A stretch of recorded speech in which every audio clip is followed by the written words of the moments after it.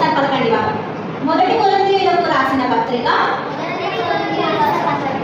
15వ అధ్యాయం 33వ వచనము. అక్కడ ఏముంది? మోసపోకుడి, దుష్ట సాంగత్యము, మంచి నడవడిని చెరుపును.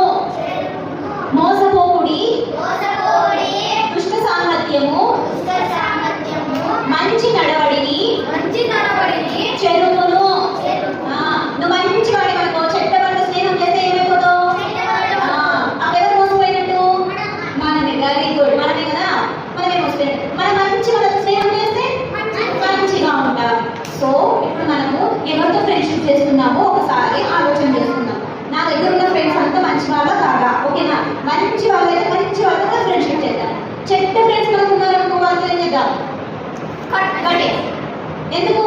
మంచి నడవడిని కూడా దుష్ట సాంగత్యం ఏం చేస్తుందంట? చెడు వేస్తుందన్నమాట. సో మనము ప్రభువు నమ్ముకున్న పిల్లలం, మనకి యేసుక్రీస్తు పిల్లలం కదా, మనం ఎలా ఉండాలి? మారేటప్పులాగా